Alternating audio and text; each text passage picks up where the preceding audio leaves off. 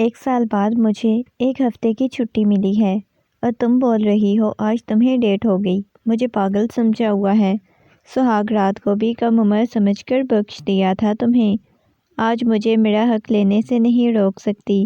شاداب کا صبر ختم ہو چکا تھا، لیکن رمشا کو باہوں میں بھرتے ہی رمشا کے گرم آنسو شاداب نے چوم لیے۔ آج تم روتی ہوئی مر بھی گئی تو اپنا حق وصول کروں گا۔ وہ بے خبر تھا کہ رمشا سچ میں۔ اس نے جیسے ہی حویلی میں قدم رکھا، پوری حویلی کو کسی دلہن کی طرح سجایا گیا تھا۔ بساختہ ہی اس کے لبوں پر مسکراہٹ بکھر گئی۔ اسے پوری حویلی میں نگاہیں دوڑائی۔ آج وہ کتنے سالوں بعد حویلی میں واپس لوٹ کر آیا تھا۔ جیسے ہی اس نے حویلی کے اندر قدم رکھا، سبھی اس کے انتظار میں بیٹھے ہوئے تھے۔ اس کے لبوں پر مسکراہٹ بکھری ہوئی تھی۔ اپنی بی جان کو دیکھتے ہی فوراً ان کے پاس گیا، ان کے سینے سے لگ گیا، مسکراتا ہوا کہنے لگا، واہ بھئی، اتنی جلدی آپ لوگوں نے میری شادی کی تیاری کر بھی لی۔ اچانک ہی پیچھے سے اس کے چھوٹے بھائی کی آواز آئی۔ کہنے لگا، جناب اب بس بہت ہو گیا آپ کی عیاشی، جتنی آپ نے نوکری کو اہم رکھنا تھا رکھ لیا۔ اب تو آپ کی بیوی آ جائے گی، اب بھلا ہمیں چھوڑ کے جائیے گا۔ وہ مسکراتا ہوا بولے جا رہا تھا۔ شاداب کے لبوں پر مسکراہٹ بکھر گئی۔ کہنے لگا، نہیں بھائی، اب بیوی آ جائے گی تو بالکل ہی چھوڑ کے نہیں جاؤں گا۔ کم از کم 1 مہینے بعد تو واپس ضرور آؤں گا، اتنے سالوں بعد تو نہیں آؤں گا۔ وہ مسکراتا ہوا بولے جا رہا تھا۔ سب سے باری باری ملنے کے بعد وہ کہنے لگا، بھائی میری ہونے والی بیوی تو مجھے دکھا دو، تصویر دکھاؤ۔ دیکھے کتنا صبر والا شریف سا بچہ ہوں، جس نے ابھی تک اپنی بیوی کو نہیں دیکھا۔ اس نے مسکراتے ہوئے بی جان کی طرف دیکھ کر کہا۔ بی جان کے لبوں کی مسکراہٹ غائب ہو چکی تھی۔ یہ دیکھ کر شاداب کو دال میں کچھ کالا لگ رہا تھا۔ وہ کہنے لگا، کیا ہوا ہے؟ آپ خاموش کیوں ہو گئی ہیں؟ کیا میری ہونے والی بیوی کو میں نہیں دیکھ سکتا؟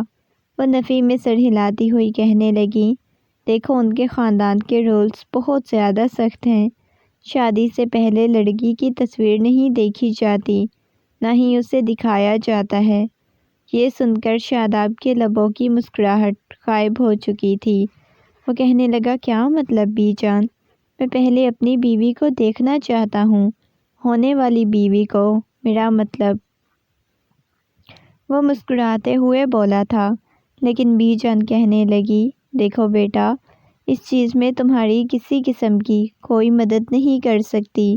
وہ اپنی لڑکی کو شادی سے پہلے نہیں دکھانا چاہتے تو اس کے لیے کبھی بھی انہیں فورس نہیں کر سکتی۔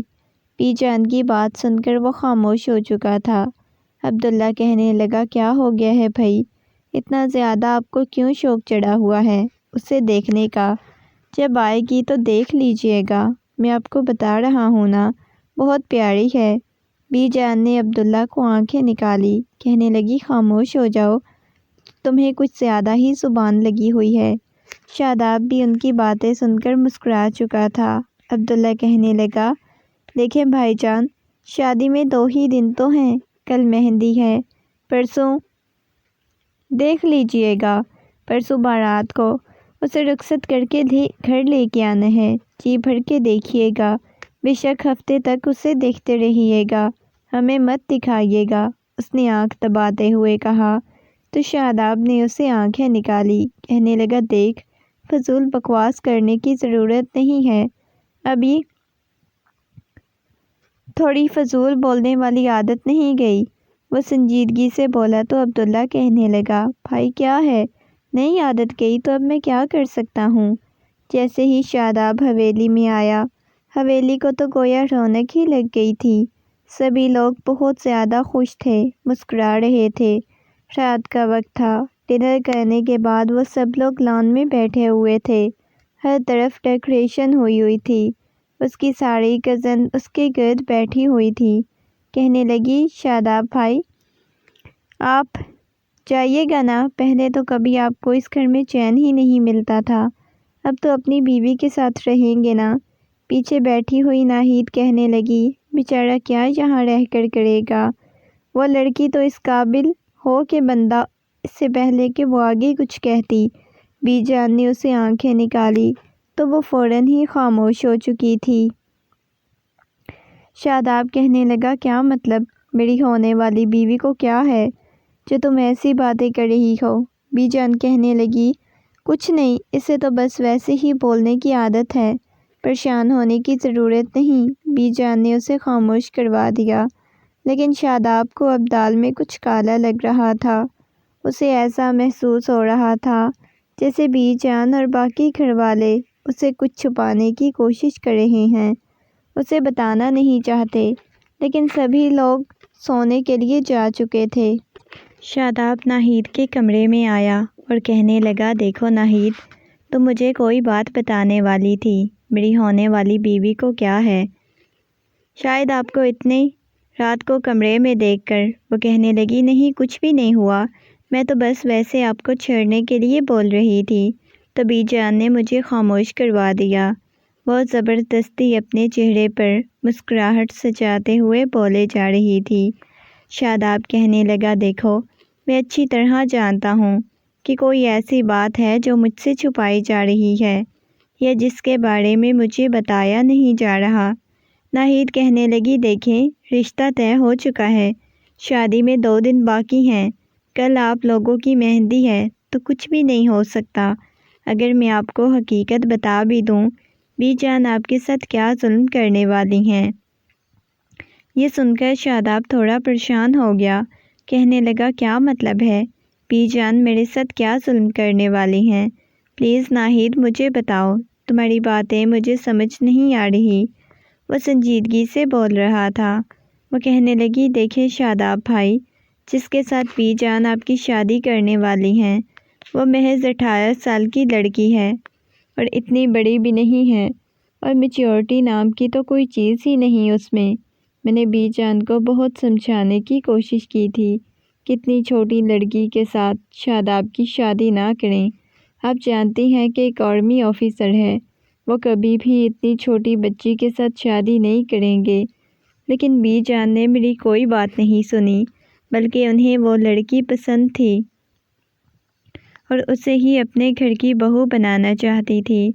تو پھر آپ کو معلوم ہے بی جان کب کسی کی بات سنتی ہیں؟ شاداب خاموشی سے اس کے کمرے سے باہر آ چکا تھا۔ اس نے سگریٹ سلگا لی اور سگریٹ پینے لگ گیا۔ اسے بہت برا لگ رہا تھا، بی جان نے اتنا بڑا فیصلہ کیا تھا۔ اس نے تو ابھی بی جان پر بھروسہ کیا تھا، اس وجہ سے انہیں بولا تھا، جو لڑکی پسند کرے گی میں اس کے ساتھ شادی کرنے کے لیے تیار ہو جاؤں گا۔ لیکن اسے نہیں معلوم تھا بی جان کسی ایسی لڑکی کو اس کے پلو سے باندھ دے گی جو میچیور بھی نہیں ہوگی، چھوٹی عمر کی ہوگی۔ ان ساری چیزوں میں اسے بہت زیادہ پریشان کر دیا تھا۔ اگلے دن مہندی کے فنکشن میں وہ بہت زیادہ خاموش تھا۔ ایک ایک کر کے کزن آتی جا رہی تھی، اسے مہندی لگاتی جا رہی تھی، لیکن وہ بالکل خاموش بیٹھا ہوا تھا۔ آخر میں بی جان اس کے پاس آ کر بیٹھی، اس کی پیشانی پر بوسہ دیا تو اس نے عجیب انداز میں بی جان کی طرف دیکھا۔ یہ دیکھ کر بی جان کو تھوڑا عجیب لگا، کہنے لگی، کیا ہو گیا ہے؟ تم خوش نہیں لگ رہے، جب تم آئے تھے تب تو بہت زیادہ خوش تھے۔ بی جان تھوڑی پریشانی کے عالم میں بولے جا رہی تھی۔ وہ زبردستی اپنے چہرے پر مسکراہٹ سجاتا ہوا کہنے لگا، نہیں بی جان، ویسے ہی خاموش تھا، اچھا نہیں لگتا۔ اس نے زبردستی اپنے چہرے پر مسکراہٹ سجاتے ہوئے کہا۔ تو بی جان کہنے لگی، مجھے تم کچھ پریشان لگ رہے ہو، کوئی پریشانی ہے تو مجھے بتا سکتے ہو۔ وہ نفی میں سر ہلاتا ہوا کہنے لگا، نہیں بی جان، مجھے کسی قسم کی کوئی پریشانی نہیں۔ مہندی کے فنکشن کے بعد وہ اپنے کمرے میں جانے کے بجائے گھر سے ہی باہر نکل گیا۔ بار بار اس کے کانوں میں ایک ہی بات گونجے جا رہی تھی۔ بی جان کو اچھی طرح پتہ تھا اسے کم عمر اور ناسمجھ لڑکیوں سے کس قدر چڑ تھی۔ اس کے باوجود بھی بی جان نے اس کے ساتھ وہی کیا تھا جس کا اسے ڈر تھا۔ ایک چھوٹی کم عمر لڑکی کے ساتھ اس کی شادی کروانے والی تھی۔ اگلے دن جب اس نے دلہن کے روپ میں اپنے پہلو میں بیٹھی ہوئی لڑکی کی طرف دیکھا تو اس کے تن بدن میں آگ لگ چکی تھی۔ ایک لمحے کے لیے بھی وہ مسکرایا نہیں تھا۔ نکاح کے وقت بھی دنیا جہان کی سنجیدگی اس کے چہرے پر چھائی ہوئی تھی۔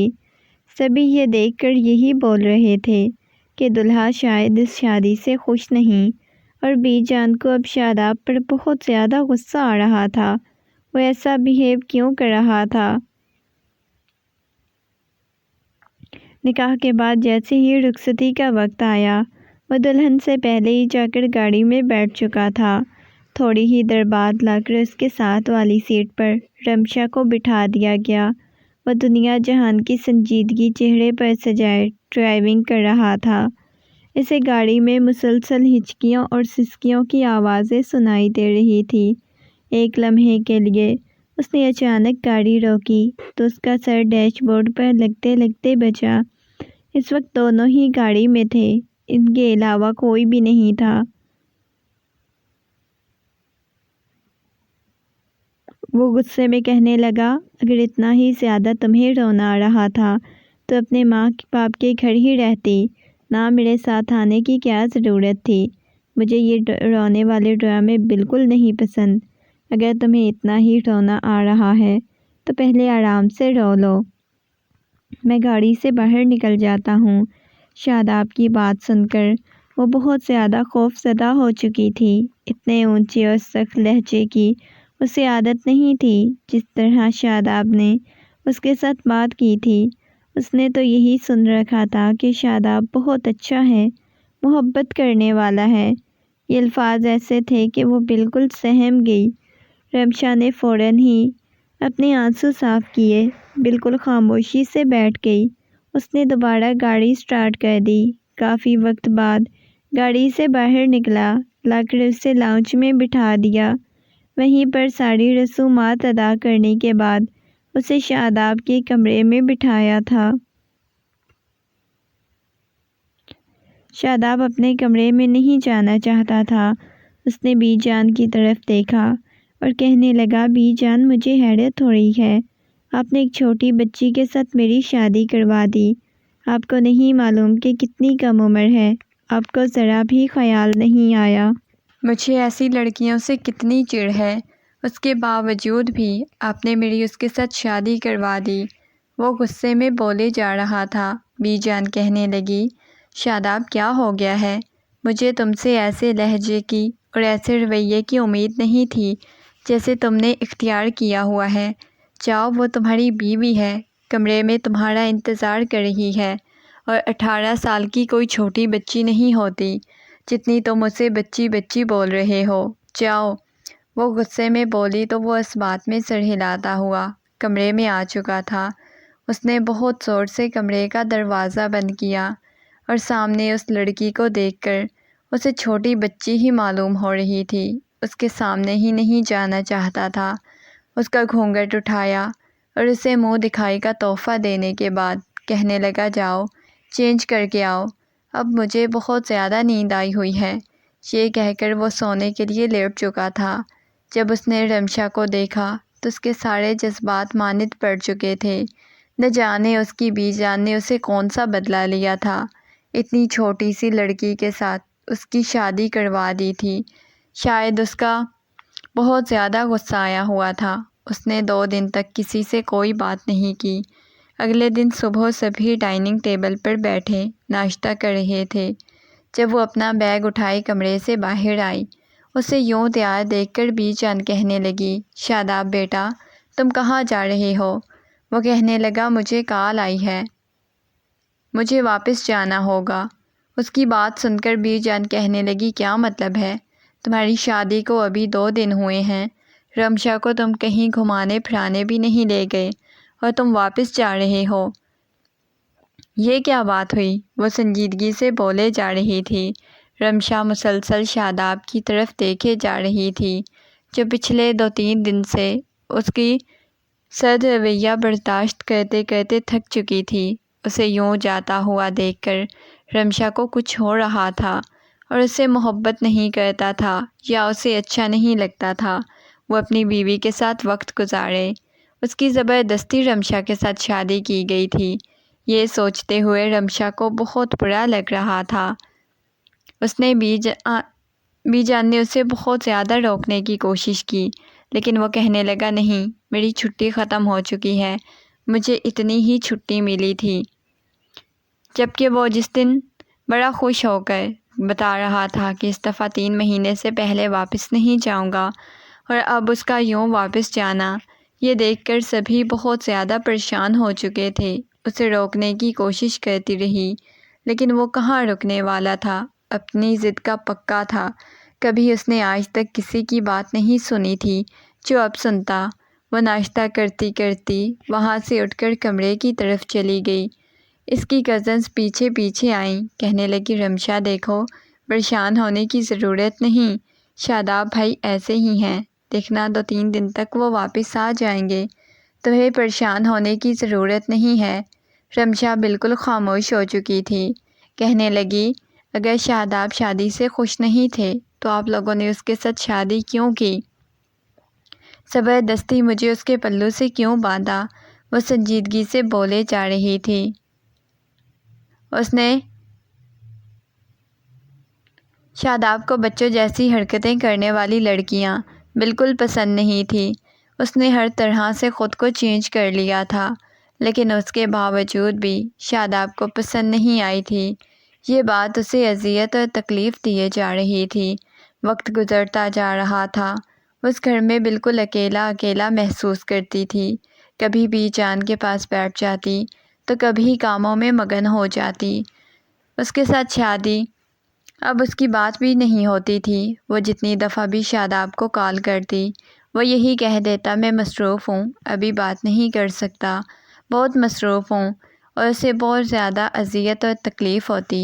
رات کا وقت تھا، اس نے شاداب کو کال کی تو اس کا نمبر مسلسل بند جا رہا تھا۔ اسے بہت زیادہ پریشانی ہونے لگ گئی، کمرے سے باہر آ گئی، کہنے لگی، بی جان، شاداب کا نمبر مسلسل بند جا رہا ہے، پلیز عبداللہ کو بولیں وہ شاداب کو کال کریں، مجھے بے چینی بنی ہوئی ہے۔ وہ رو دینے کو تھی جب عبداللہ کہنے لگا، میں بھابھی کال کرتا ہوں۔ شاید تھوڑی ہی دیر بعد اس نے شاداب کو کال کی، کہنے لگا، بھابھی پریشان ہونے کی ضرورت نہیں، بھائی بالکل ٹھیک ہے، مصروف تھے، اس وجہ سے آپ کی کال پک نہیں کر رہے تھے۔ اور پہلی دفعہ رمشا کو احساس ہوا تھا، اس کی تو شاداب کی زندگی میں کوئی اہمیت ہی نہیں تھی، کسی قسم کا شاداب سے اس کا کوئی لینا دینا ہی نہیں تھا، نہ اس کے ساتھ بات کرنا چاہتا تھا، نہ اس کی کوئی بات سنتا تھا۔ وہ بی جان کے پاس آ گئی، ان کے گھٹنوں کے پاس بیٹھی بہت شدت سے رونے لگی، کہنے لگی، بی جان، جب شاداب میرے ساتھ شادی نہیں کرنا چاہتے تھے تو آپ نے زبردستی میری شادی کیوں شاداب کے ساتھ کروائی؟ وہ مجھ سے نہ محبت کرتے ہیں، نہ میرا خیال رکھتے ہیں، نہ مجھ سے بات کرتے ہیں۔ شادی کے 2 دن بعد ہی مجھے چھوڑ کر واپس اپنے کام پر چلے گئے۔ حالانکہ شوہر تو جب چھٹی آتے ہیں اتنا زیادہ اپنی بیویوں کے پاس رہتے ہیں، وہ میرے پاس رہے ہی نہیں۔ وہ روتے ہوئے بولے جا رہی تھی۔ بی جان دھیرے دھیرے اس کے بالوں میں ہاتھ پھیرتے ہوئے کہنے لگیں، دیکھو، پریشان ہونے کی بالکل ضرورت نہیں، کیوں اتنی شدت سے روئے جا رہی ہو؟ دیکھنا شاداب بہت جلد واپس آ جائے گا۔ بی جان نے محبت سے کہا تو اس نے جلدی سے اپنے آنسو صاف کیے اور اپنے کمرے میں آ چکی تھی۔ وہ جانتی تھی شاداب کبھی نہیں آئے گا، اسے گئے ہوئے 1 سال ہو چکا تھا، وہ ابھی تک نہیں آیا تھا۔ 1 سال اس نے انتظار کر کے گزارا۔ اب اسے معلوم ہو چکا تھا کہ شاداب اسے نفرت کرتا ہے، اسے محبت نہیں کرتا، جس کی وجہ سے کبھی واپس نہیں آئے گا۔ یہ سوچتے ہوئے اس نے تو انتظار کرنا ہی چھوڑ دیا۔ صبح کا وقت تھا، وہ کچن میں کھڑی ناشتہ بنا رہی تھی، جب اچانک ہی اسے باہر سے شاداب کی آواز آنے لگی، جیسے وہ مسکراتا ہوا بولے جا رہا ہو۔ اس کا اوپر کا سانس اوپر، نیچے کا نیچے رہ گیا، اس کا دل بہت شدت سے دھڑکنے لگ گیا۔ اتنے دنوں بعد شاداب کی آواز سن کر اس کے لبوں پر مسکراہٹ بکھر گئی۔ جلدی سے باہر آئی تو سامنے ہی شاداب کھڑا ہوا تھا، شاداب نے اس لڑکی کی طرف دیکھا جو مسکراتے ہوئے اس کی طرف دیکھے جا رہی تھی۔ کچن کے دروازے میں کھڑی ہو کر شاداب نے مسکراتے ہوئے اس کی طرف دیکھا، جیسے اسے احساس ہو رہا تھا کہ وہ اتنی بھی بچی نہیں تھی جتنی اسے سمجھ کر وہ چھوڑ کر چلا گیا تھا۔ شاداب کی جیسے ہی نگاہیں اس کی نگاہوں سے ٹکرائیں تو وہ فوراً ہی واپس کچن میں چلی گئی۔ وہ مسکراتا ہوا کہنے لگا، اس دفعہ تو اسپیشل اپنی بیوی کے لیے آیا ہوں۔ وہ مسکراتے ہوئے بولے جا رہا تھا۔ کچن میں کھڑی مسلسل شرمائے جا رہی تھی۔ شاداب کا یوں اس قدر خوش ہو چکی تھی کہ اس کی خوشی کا اندازہ نہیں لگا سکتا تھا۔ اس کے سامنے ایک دفعہ بھی شاداب سے نہیں ملی تھی۔ سارا دن گزر چکا تھا۔ رات کے وقت وہ جیسے ہی کمرے میں گئی تو اس کے پیچھے پیچھے شاداب بھی آ چکا تھا۔ اس نے کمرے کا دروازہ بند کیا، اگلے ہی لمحے اسے بازو سے پکڑ کر کھینچا تو وہ سیدھا اس کے سینے سے آ لگی، اس کے گرد بازو حائل کرتا ہوا اپنے ساتھ لگا چکا تھا۔ کہنے لگا، میں تمہیں چھوڑ کر جان بوجھ کر نہیں جانا چاہتا تھا، مجھے سچ میں بہت ضروری کام تھا جس کی وجہ سے مجھے واپس جانا پڑا، ورنہ کوئی بندہ پاگل ہی ہو سکتا ہے جو اتنی خوبصورت حسین دلہن کو چھوڑ کر چلا جائے۔ اس کے کان میں سرگوشیانہ انداز میں کہہ رہا تھا۔ وہ اس کے سینے میں منہ چھپاتی ہوئی کہنے لگی، آپ بہت برے ہیں، 1 سال میں نے آپ کا انتظار کیا، آپ مجھے چھوڑ کر چلے گئے۔ وہ منہ بناتے ہوئے بولے جا رہی تھی۔ اس نے جھک کر اس کی پیشانی پر بوسہ دیا تو اس نے مسکراتے ہوئے آنکھیں بند کر لی، اپنے شوہر کا پہلا لمس محسوس کر کے۔ اس کے لبوں کی مسکراہٹ مزید گہری ہو چکی تھی۔ اس نے رمشا کے ہاتھوں کی ہتھیلیوں پر بوسہ دیا اور مسکراتے ہوئے کہنے لگا، اب چھوڑ کے نہیں جاؤں گا، اب ہمیشہ تمہیں اپنے پاس رکھوں گا۔ یہ کہہ کر وہ اس کے گرد بازو حائل کر چکا تھا اور وہ بھی مسکرا دی۔ اگلے دن رمشا کے چہرے پر چھائی ہوئی مسکراہٹ اس بات کی گواہی دے رہی تھی۔ شاداب نے اسے احساس دلایا تھا کہ وہ اس کے لیے کتنی اہم ہے، کتنی ضروری ہے، کبھی اسے دور نہیں جانا چاہتا، اور وہ اب خود کو دنیا کی خوش قسمت ترین لڑکی سمجھنے لگ گئی تھی جسے شاداب جیسا شوہر ملا تھا۔